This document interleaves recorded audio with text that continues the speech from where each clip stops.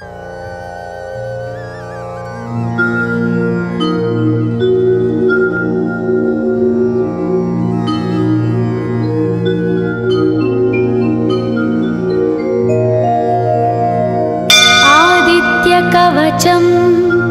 ध्यानम् उदयाचलमागत्य वेदरूपमनामयं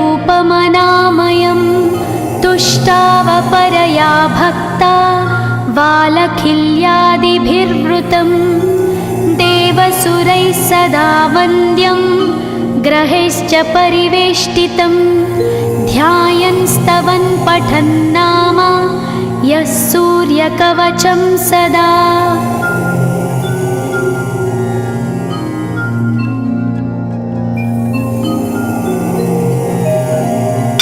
कवचं गृणिः पातु शिरोदेशं सूर्यः पालं च पातु मे आदित्यो लोचने पातु श्रुतिपातः प्रभाकरः घ्राणं पातु सदा भानो अर्कपातु तथा।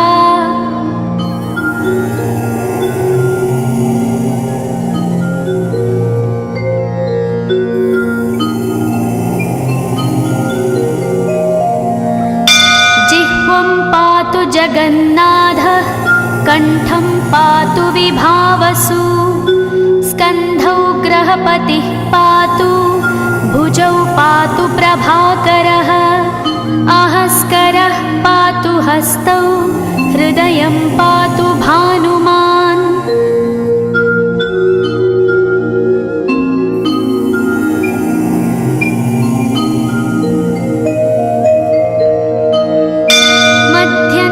पातु सप्ताश्वो नाभिं पातु नभोमणिः द्वादशात्मा कटिं पातु सविता पातु सक्तिनी ऊरू पातु सुरश्रेष्ठो जानुनी पातु भास्करः जङ्घे पातु च मार्ताण्डो गुल्फौ पातु त्विषाम्पतिः।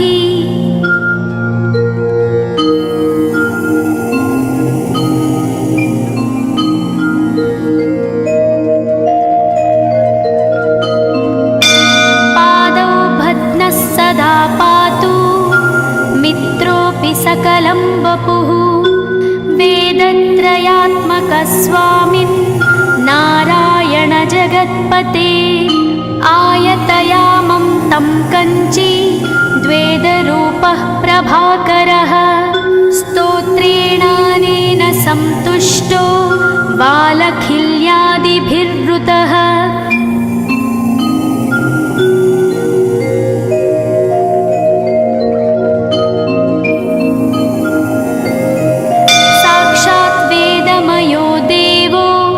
रथारूढः समागतः तं दृष्ट्या सहस्तोत्थाय दण्डवत् प्रणमन् भुवि कृताञ्जलिपुटो भूत्वा सूर्यस्याग्रे स्तुवत्तदा वेदमूर्तिः महाभागो ज्ञानदृष्टिर्विचार्य च ब्रह्मणा स्थापितं पूर्वं यथा यमाविवर्जितम्।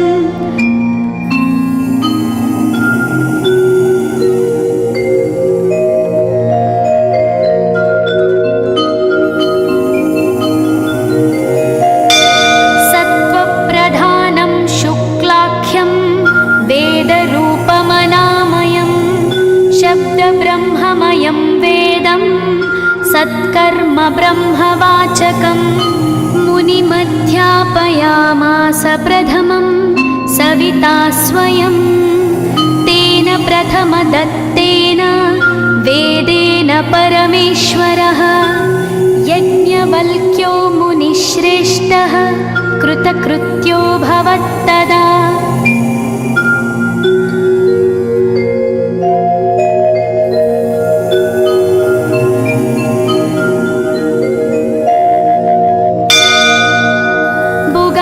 सकलान् वेदान् ज्ञातवान् सूर्यसन्निधौ इदं स्तोत्रं महापुण्यं पवित्रं वेदं पापनाशनं यः पठेच्छृणुयाद्वापि सर्वपापैः प्रमुच्यते।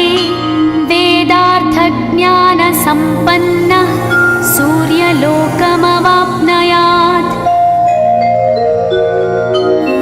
इति स्कन्दपुराणे गौरीखण्डे आदित्यकवचं सम्पूर्णम्।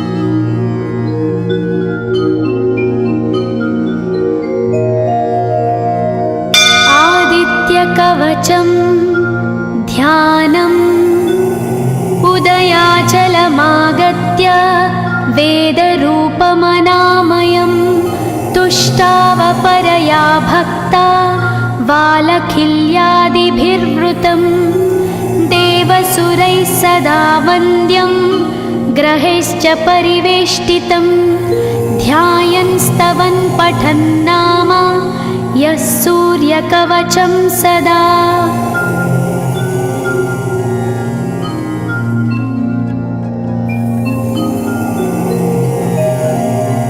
कवचं गृणिः पातु शिरोदेशं सूर्यः पालं च पातु मे आदित्यो लोचने पातु श्रुतिपातः प्रभाकरः घ्राणं पातु सदा भानो अर्क पातु तथा।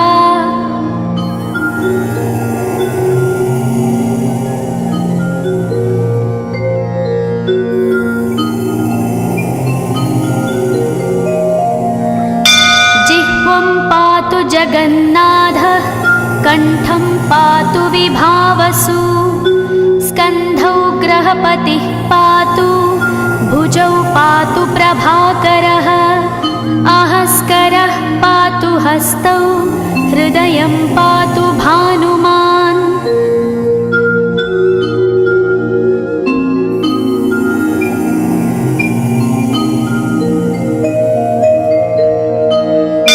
मध्यं च पातु सप्ताश्वो नाभिं पातु नभोमणिः द्वादशात्मा कटिं पातु सविता पातु सक्तिनी ऊरू पातु सुरश्रेष्ठो जानुनी पातु भास्करः जङ्घे पातु च मार्ताण्डो गुल्फौ पातु त्विषाम्पतिः।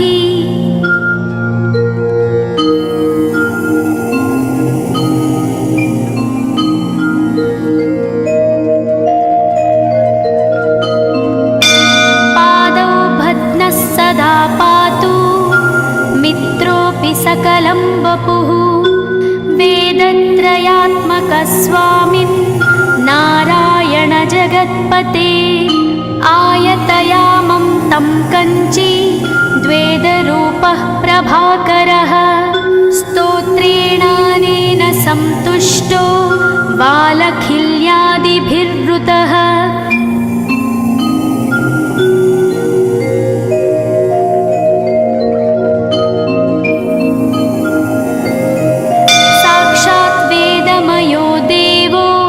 रथारूढः समागतः तं दृष्ट्या सहस्तोत्थाय दण्डवत् प्रणमन् भुवि कृताञ्जलिपुटो भूत्वा सूर्यस्याग्रे स्तुवत्तदा वेदमूर्तिः महाभागो ज्ञानदृष्टिर्विचार्य च ब्रह्मणा स्थापितं पूर्वं यथा यमाविवर्जितम्।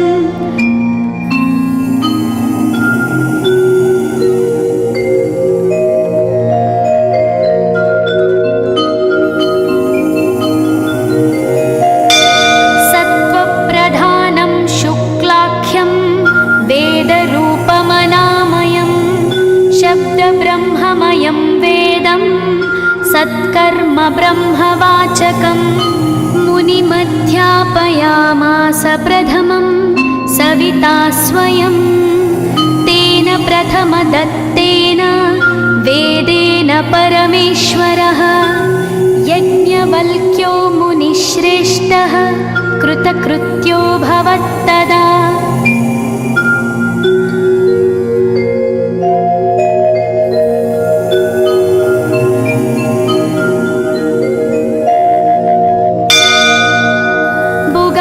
सकलान् वेदान् ज्ञातवान् सूर्यसन्निधौ इदं स्तोत्रं महापुण्यं पवित्रं पापनाशनं यः पठेच्छृणुयाद्वापि सर्वपापैः प्रमुच्यते वेदार्थज्ञानसम्पन्नः सूर्यलोकमवाप्नुयात् इति स्कन्दपुराणे गौरीखण्डे आदित्यकवचं सम्पूर्णम्।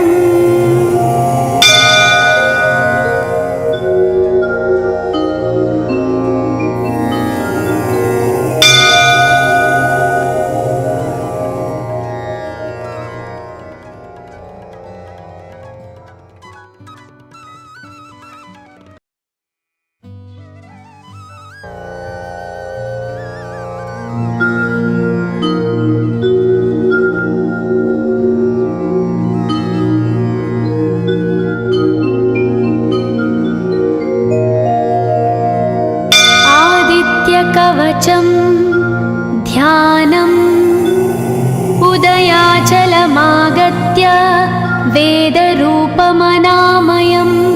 तुष्टावपरया भक्ता वालखिल्यादिभिर्वृतं देवसुरैः सदा वन्द्यं ग्रहैश्च परिवेष्टितं ध्यायन् स्तवन् पठन् नाम यः सूर्यकवचं सदा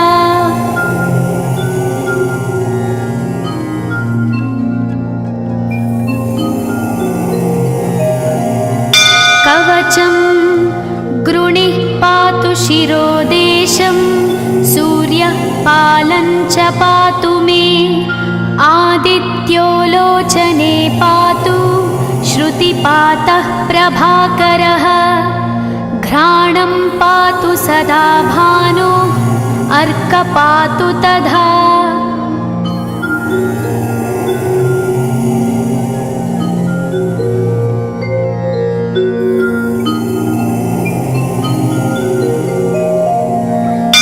जिह्वं पातु जगन्नाथः कण्ठं पातु विभावसु स्कन्धौ ग्रहपतिः पातु भुजौ पातु प्रभाकरः अहस्करः पातु हस्तौ हृदयं पातु भानुमान्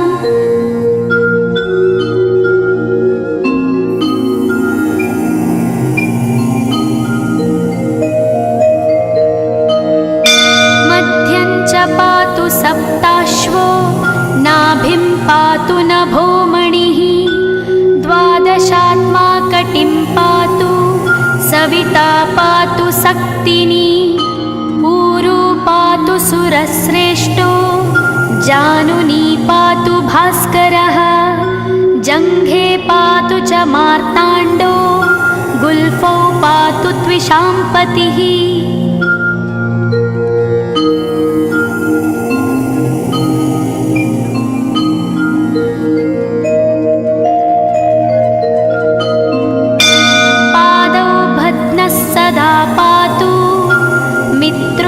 सकलं वपुः वेदत्रयात्मकस्वामिन् नारायण जगत्पते आयतयामं तं कञ्ची द्वेदरूपः प्रभाकरः स्तोत्रेणानेन सन्तुष्टो वालखिल्यादिभिर्वृतः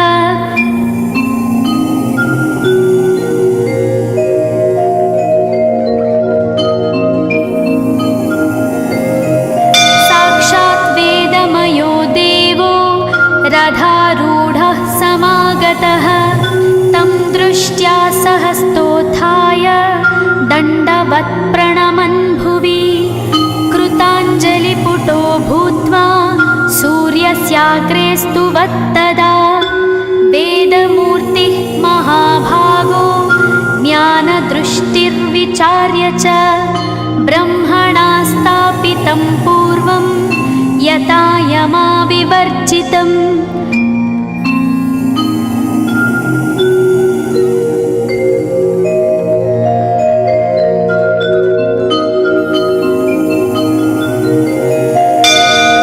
सत्त्वप्रधानं शुक्लाख्यं वेदरूपमनामयं शब्दब्रह्ममयं वेदं सत्कर्म ब्रह्मवाचकम् मुनिमध्यापयामास प्रथमं सविता स्वयं तेन प्रथमदत्तेन वेदेन परमेश्वरः यज्ञवल्क्यो मुनिश्रेष्ठः कृतकृत्यो भवत्तदा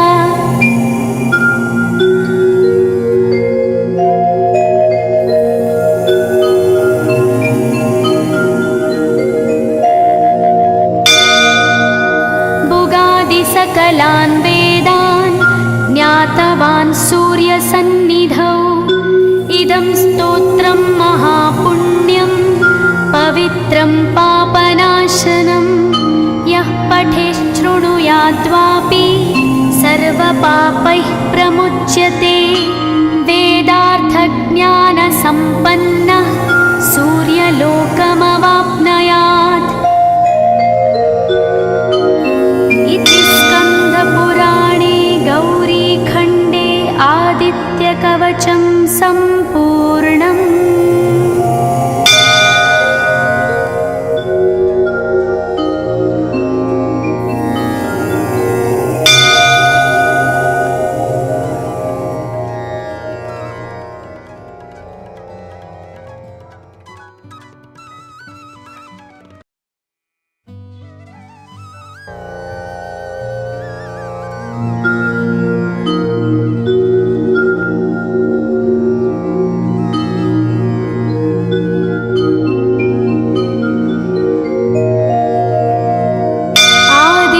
कवचं ध्यानम् उदयाचलमागत्य वेदरूपमनामयं तुष्टावपरया भक्ता वालखिल्यादिभिर्वृतं देवसुरैः सदा वन्द्यं ग्रहैश्च परिवेष्टितं ध्यायन् स्तवन् पठन् नाम यः सूर्यकवचं सदा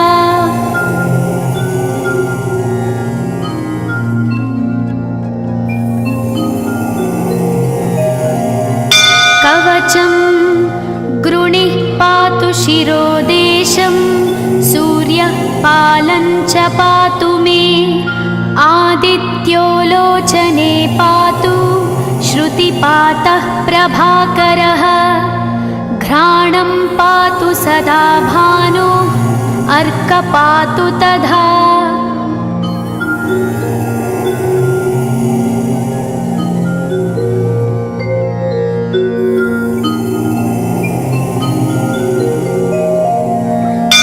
जिह्वं पातु जगन्नाथः कण्ठं पातु विभावसु स्कन्धौ ग्रहपतिः पातु भुजौ पातु प्रभाकरः अहस्करः पातु हस्तौ हृदयं पातु भानुमान्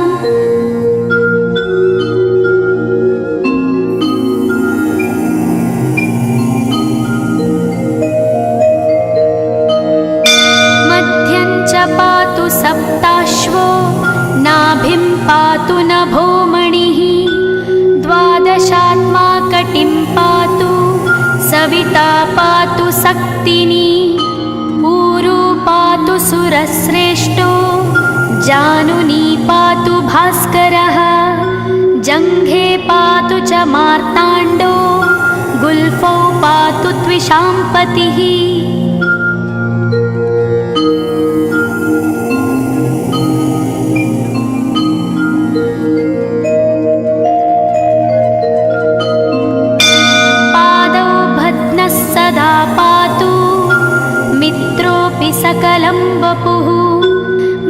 वेदत्रयात्मकस्वामिन् नारायण जगत्पते आयतयामं तं कञ्ची द्वेदरूपः प्रभाकरः स्तोत्रेणानेन सन्तुष्टो बालखिल्यादिभिर्वृतः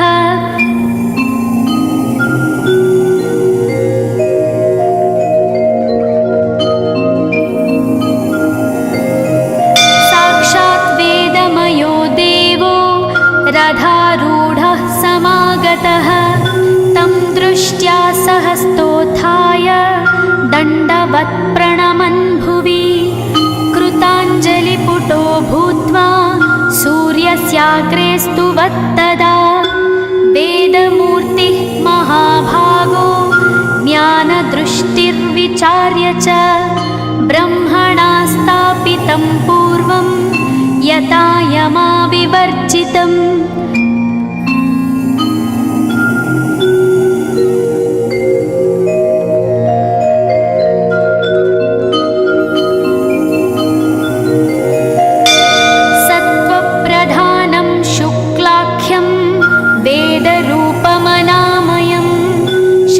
ब्रह्ममयं वेदं सत्कर्म ब्रह्मवाचकं मुनिमध्यापयामास प्रथमं सविता स्वयं तेन प्रथमदत्तेन वेदेन परमेश्वरः यज्ञवल्क्यो मुनिश्रेष्ठः कृतकृत्यो भवत्तदा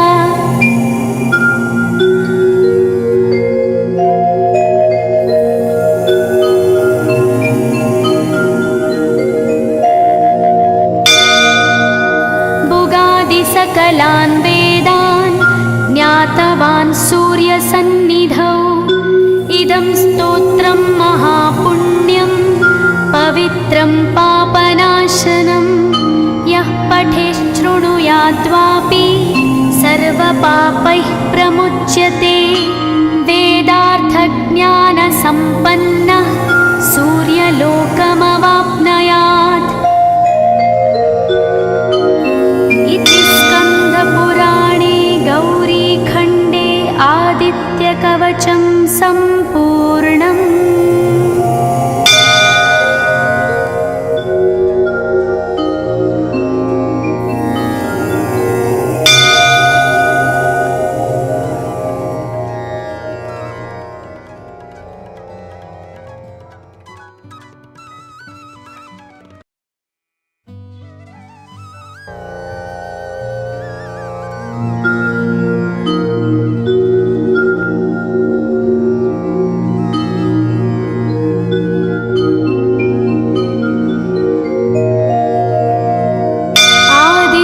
कवचं ध्यानम् उदयाचलमागत्य वेदरूपमनामयं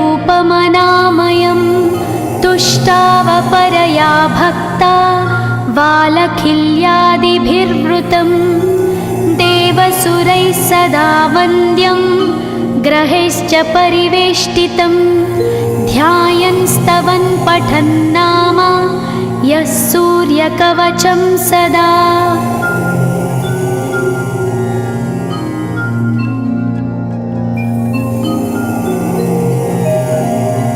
कवचं गृणिः पातु शिरोदेशं सूर्यः पालं च पातु मे आदित्यो लोचने पातु श्रुतिपातः प्रभाकरः घ्राणं पातु सदा भानो अर्क पातु तथा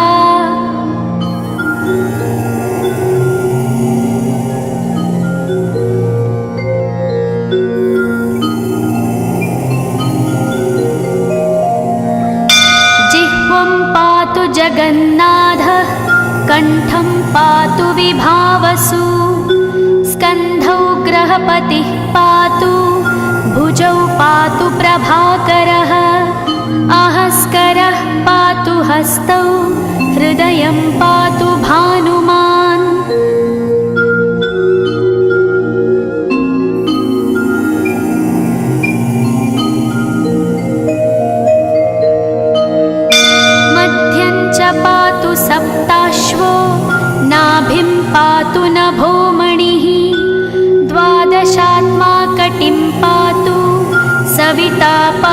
सक्तिनी ऊरू पातु सुरश्रेष्ठो जानुनी पातु भास्करः जङ्घे पातु च मार्ताण्डो गुल्फौ पातु त्विषाम्पतिः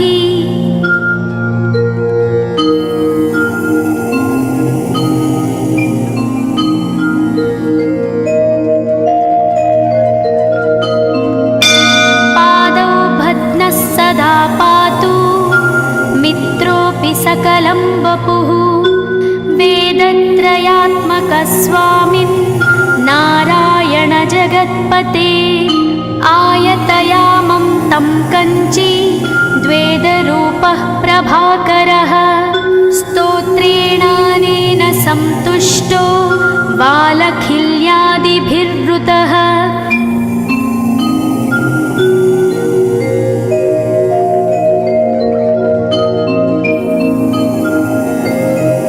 साक्षात् वेदमयो देवो रथारूढः समागतः तं दृष्ट्या सहस्तोत्थाय दण्डवत् प्रणमन् भुवि कृताञ्जलिपुटो भूत्वा सूर्यस्याग्रे स्तुवत्तदा वेदमूर्तिः महाभागो ज्ञानदृष्टिर्विचार्य च ब्रह्मणा स्थापितं पूर्वं यथा यमाविवर्जितम्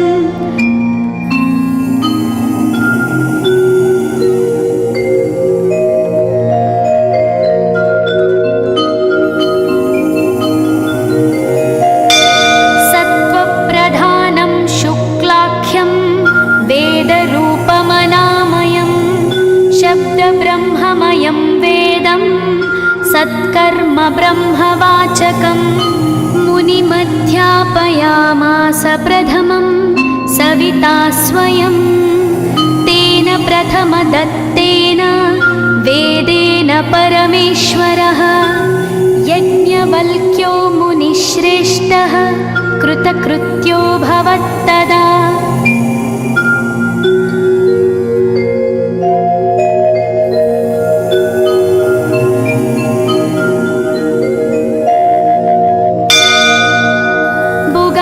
सकलान् वेदान् ज्ञातवान् सूर्यसन्निधौ इदं स्तोत्रं महापुण्यं पवित्रं पापनाशनं यः पठेच्छृणुयाद्वापि सर्वपापैः प्रमुच्यते वेदार्थज्ञानसम्पन्नः सूर्यलोकमवाप्नुयात् इति स्कन्दपुराणे गौरीखण्डे आदित्यकवचं सम्पूर्णम्।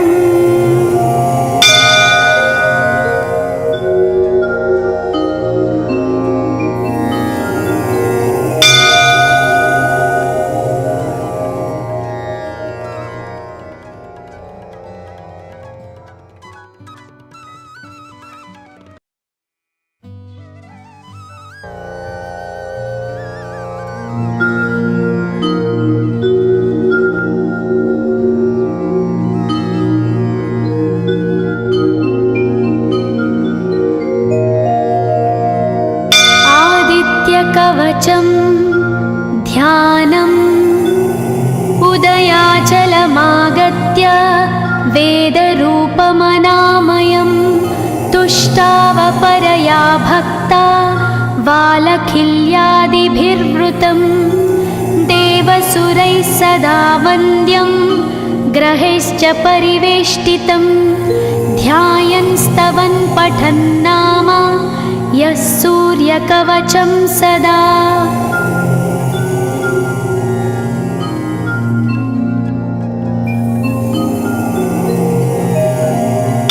कवचं गृणिः पातु शिरोदेशं सूर्यः पालं च पातु मे आदित्यो लोचने पातु श्रुतिपातः प्रभाकरः घ्राणं पातु सदा भानो अर्क पातु तथा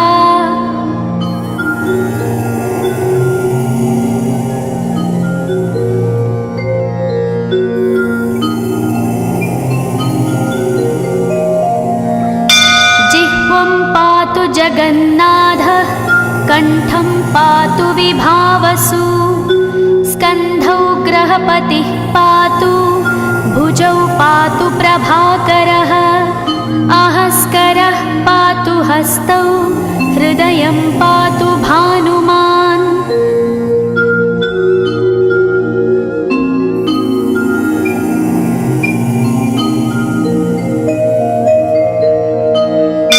मध्यं च पातु सप्ताश्वो नाभिं पातु नभोमणिः द्वादशात्मा कटिं पातु सविता पातु सक्तिनी ऊरू पातु सुरश्रेष्ठो जानुनी पातु भास्करः जङ्घे पातु च मार्ताण्डो गुल्फौ पातु त्विषाम्पतिः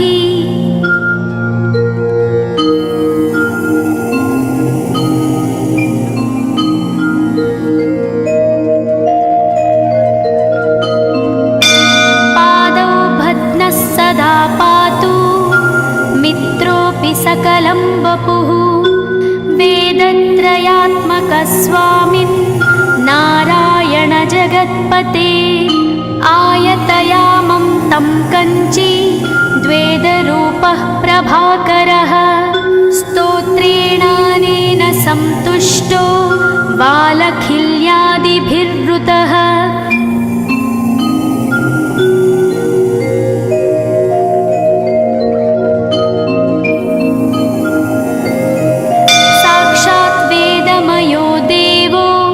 रथारूढः समागतः तं दृष्ट्या सहस्तोत्थाय दण्डवत् प्रणमन् भुवि कृताञ्जलिपुटो भूत्वा सूर्यस्याग्रे स्तुवत्तदा वेदमूर्तिः महाभागो ज्ञानदृष्टिर्विचार्य च ब्रह्मणा स्थापितं पूर्वं यथा यमाविवर्जितम्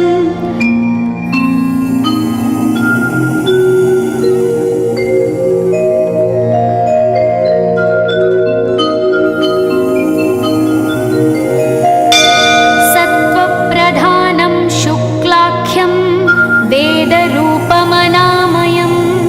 शब्दब्रह्ममयं वेदं सत्कर्म ब्रह्मवाचकम् मुनिमध्यापयामास प्रथमं सविता स्वयं तेन प्रथमदत्तेन वेदेन परमेश्वरः यज्ञवल्क्यो मुनिश्रेष्ठः कृतकृत्यो भवत्तदा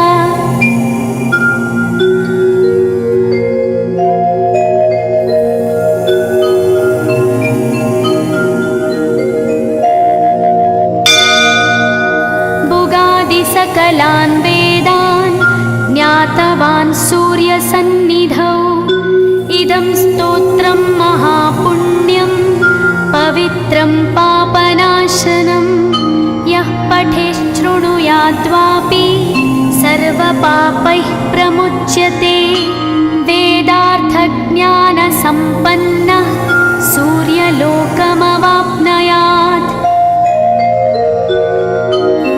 इति स्कन्दपुराणे गौरीखण्डे आदित्यकवचं सम्पूर्णम्।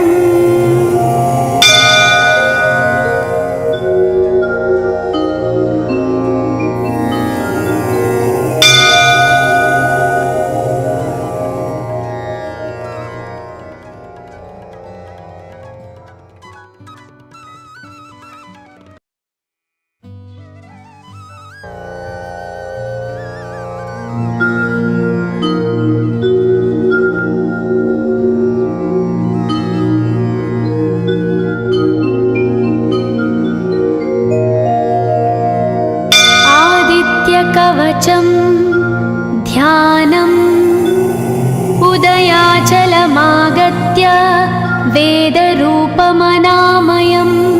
तुष्टावपरया भक्ता बालखिल्यादिभिर्वृतं देवसुरैः सदा वन्द्यं ग्रहैश्च परिवेष्टितं ध्यायन् स्तवन् पठन् नाम यः सूर्य सूर्यकवचं सदा।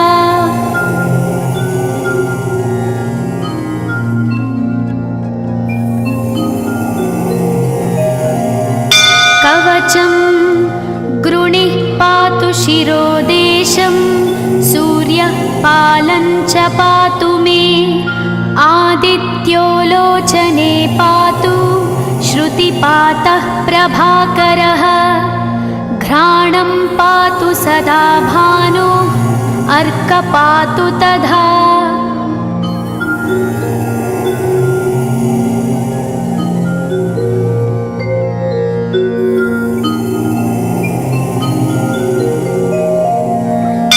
जिह्वं पातु जगन्नाथः, कण्ठं पातु विभावसु। स्कन्धौ ग्रहपतिः पातु, भुजौ पातु प्रभाकरः। अहस्करः पातु हस्तौ, हृदयं पातु भानुमान्।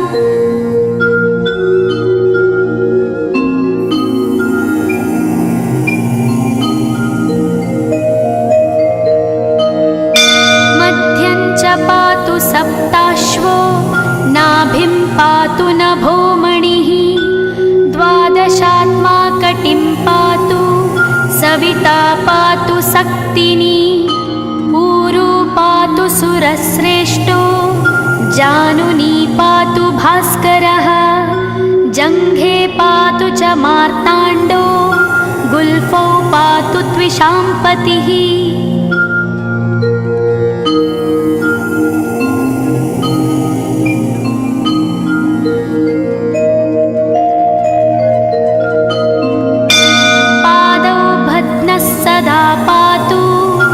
मित्रोऽपि सकलं वपुः, वेदत्रयात्मकः स्वामिन् नारायण जगत्पते। आयतयामं तं कञ्ची, द्वेदरूपः प्रभाकरः। स्तोत्रेणानेन सन्तुष्टो, बालखिल्यादिभिर्वृतः।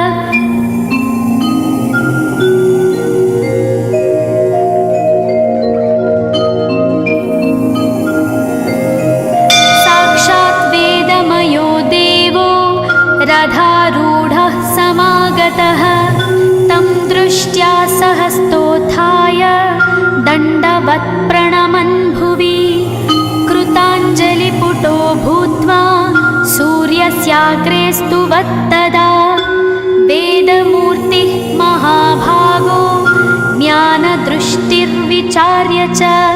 ब्रह्मणा स्थापितं पूर्वं, यथा यमाविवर्जितम्।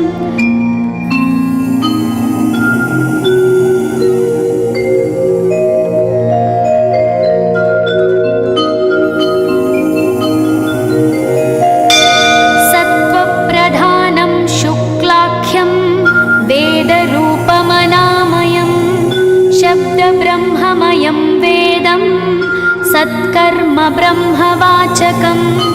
मुनिमध्यापयामास प्रथमं, सविता स्वयं।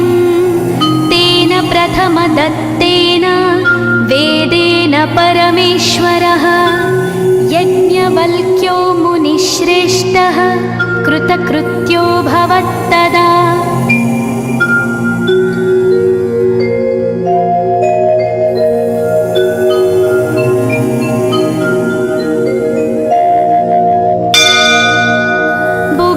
सकलान् वेदान्, ज्ञातवान् सूर्यसन्निधौ। इदं स्तोत्रं महापुण्यं, पवित्रं पापनाशनं। यः पठेच्छृणुयाद्वापि, सर्वपापैः प्रमुच्यते। वेदार्थज्ञानसम्पन्नः, सूर्यलोकमवाप्नुयात्। इति स्कन्दपुराणे गौरीखण्डे आदित्यकवचं सम्पूर्णम्।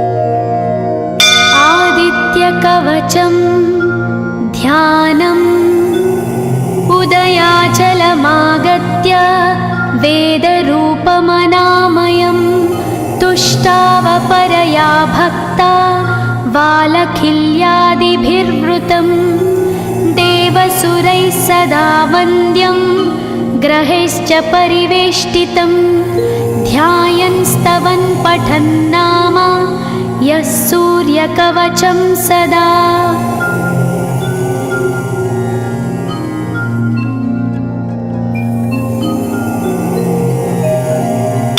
कवचं गृणिः पातु शिरोदेशं सूर्यः पालं च पातु मे आदित्यो लोचने पातु श्रुतिपातः प्रभाकरः घ्राणं पातु सदा भानो अर्कपातु तथा।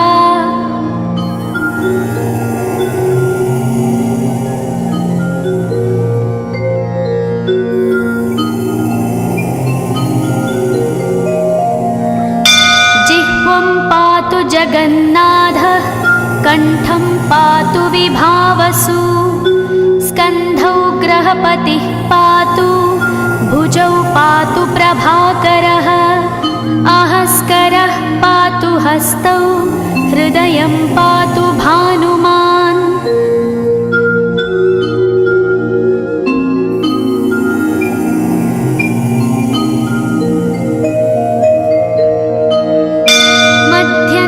पातु सप्ताश्वो नाभिं पातु नभोमणिः द्वादशात्मा कटिं पातु सविता पातु सक्तिनी ऊरू पातु सुरश्रेष्ठो जानुनी पातु भास्करः जङ्घे पातु च मार्ताण्डो गुल्फौ पातु त्विषाम्पतिः।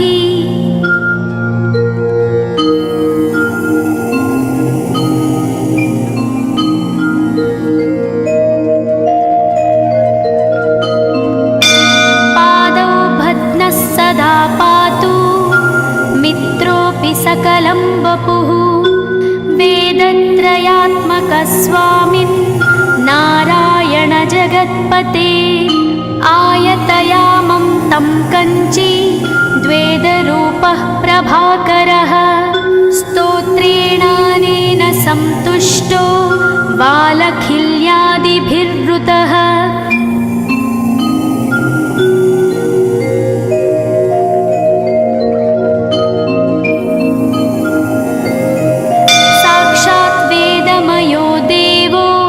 रथारूढः समागतः तं दृष्ट्या सहस्तोत्थाय दण्डवत् प्रणमन् भुवि कृताञ्जलिपुटो भूत्वा सूर्यस्याग्रे स्तुवत्तदा वेदमूर्तिः महाभागो ज्ञानदृष्टिर्विचार्य च ब्रह्मणा स्थापितं पूर्वं यथा यमाविवर्जितम्।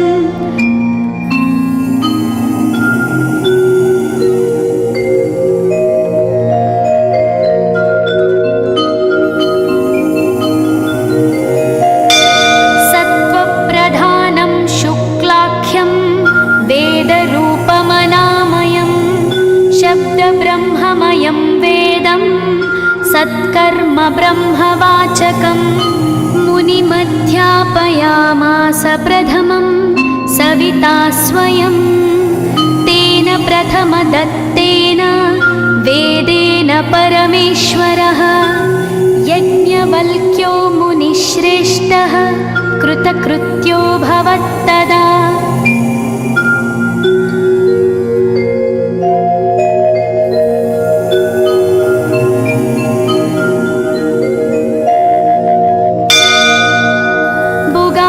सकलान् वेदान् ज्ञातवान् सूर्यसन्निधौ इदं स्तोत्रं महापुण्यं पवित्रं पापनाशनं यः पठेच्छृणुयाद्वापि सर्वपापैः प्रमुच्यते वेदार्थज्ञानसम्पन्नः सूर्यलोकमवाप्नुयात्। इति स्कन्दपुराणे गौरीखण्डे कवचं सम्पूर्णम्।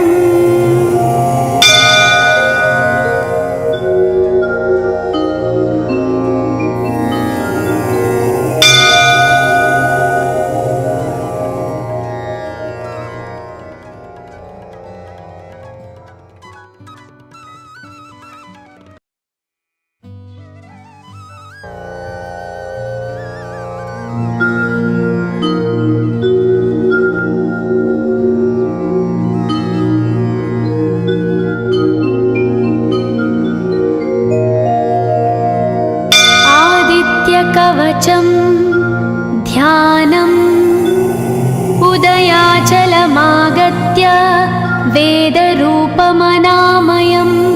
तुष्टावपरया भक्ता वालखिल्यादिभिर्वृतं देवसुरैः सदा वन्द्यं ग्रहैश्च परिवेष्टितं ध्यायन् स्तवन् पठन् नाम यः सूर्यकवचं सदा।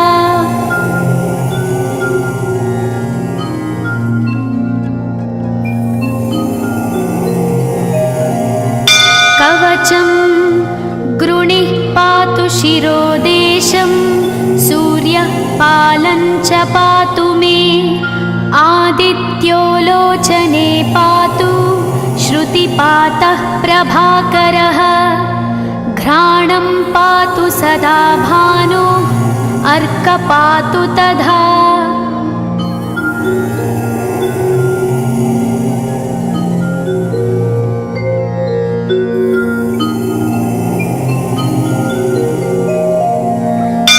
जिह्वं पातु जगन्नाथः कण्ठं पातु विभावसु स्कन्धौ ग्रहपतिः पातु भुजौ पातु प्रभाकरः अहस्करः पातु हस्तौ हृदयं पातु भानुमान्।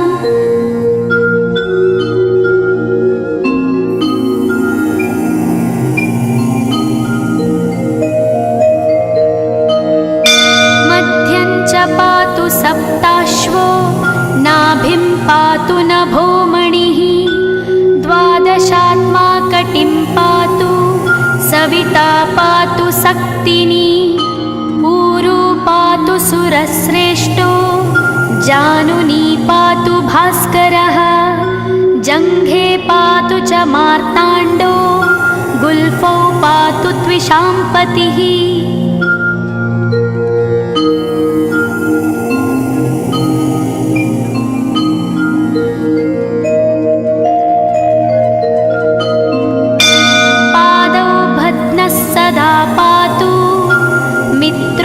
सकलं वपुः वेदत्रयात्मकस्वामिन् नारायण जगत्पते आयतयामं तं कञ्ची द्वेदरूपः प्रभाकरः स्तोत्रेणानेन सन्तुष्टो वालखिल्यादिभिर्वृतः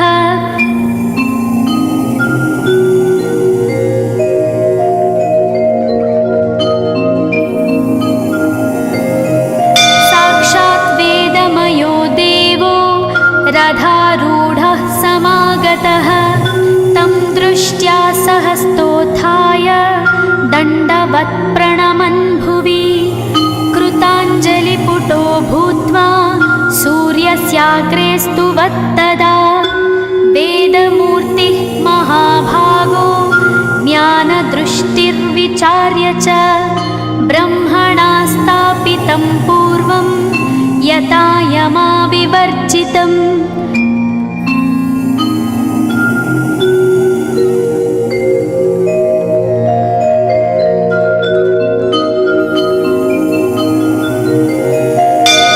सत्त्वप्रधानं शुक्लाख्यं वेदरूपमनामयं शब्दब्रह्ममयं वेदं सत्कर्म ब्रह्मवाचकम् मुनिमध्यापयामास प्रथमं सविता स्वयं तेन प्रथमदत्तेन वेदेन परमेश्वरः यज्ञवल्क्यो मुनिश्रेष्ठः कृतकृत्यो भवत्तदा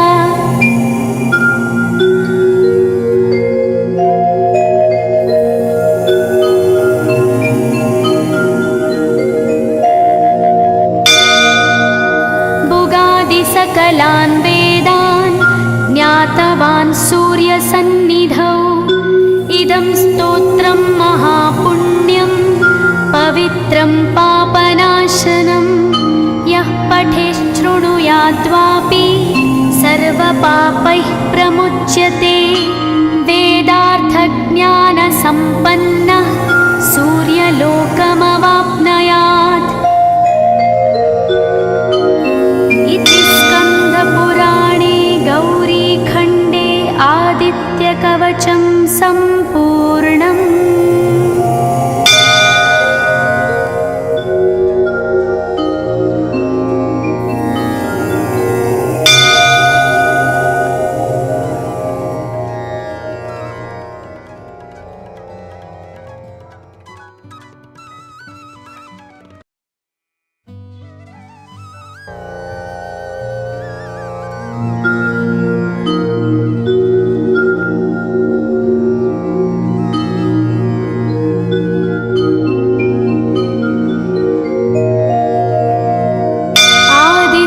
कवचं ध्यानम्। उदयाचलमागत्य वेदरूपमनामयं तुष्टावपरया भक्ता वालखिल्यादिभिर्वृतं। देवसुरैः सदा वन्द्यं ग्रहैश्च परिवेष्टितं। ध्यायन् स्तवन् पठन् नाम यः सूर्यकवचं सदा।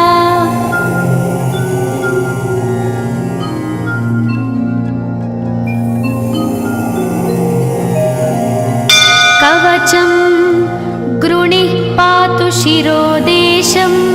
सूर्यः पालं च पातु मे। आदित्यो लोचने पातु श्रुतिपातः प्रभाकरः। घ्राणं पातु सदा भानो अर्क पातु तथा।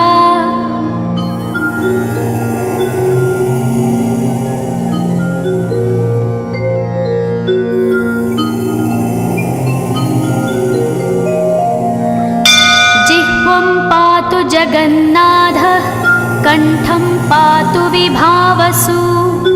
स्कन्धौ ग्रहपतिः पातु भुजौ पातु प्रभाकरः। अहस्करः पातु हस्तौ हृदयं पातु भानुमान्।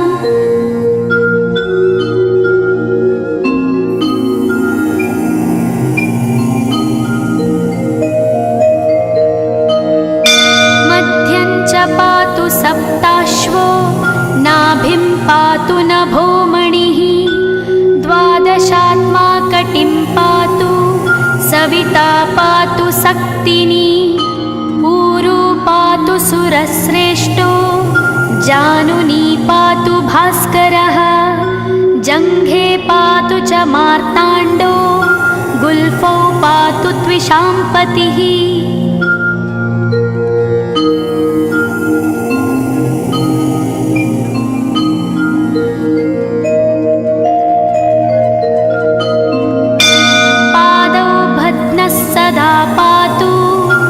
मित्रोऽपि सकलं वपुः। वेदत्रयात्मकः स्वामिन् नारायण जगत्पते। आयतयामं तं कञ्ची द्वेदरूपः प्रभाकरः। स्तोत्रेणानेन सन्तुष्टो वालखिल्यादिभिर्वृतः।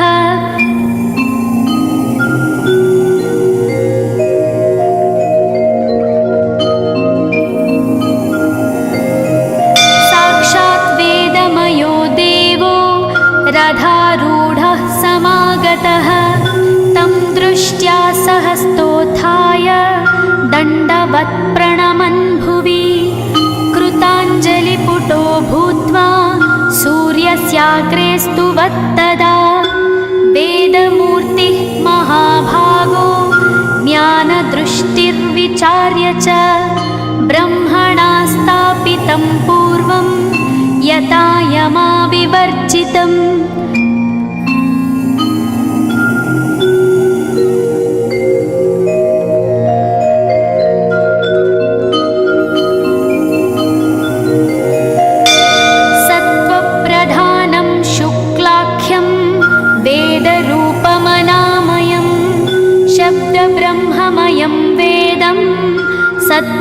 ब्रह्मवाचकं मुनिमध्यापयामास प्रथमं सविता स्वयं।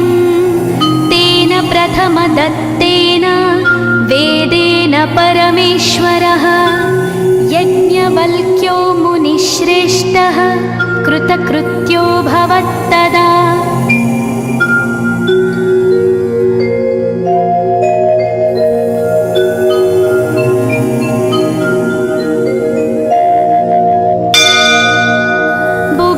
सकलान् वेदान् ज्ञातवान् सूर्यसन्निधौ। इदं स्तोत्रं महापुण्यं पवित्रं पापनाशनं। यः पठेच्छृणुयाद्वापि सर्वपापैः प्रमुच्यते। वेदार्थज्ञानसम्पन्नः सूर्यलोकमवाप्नोति।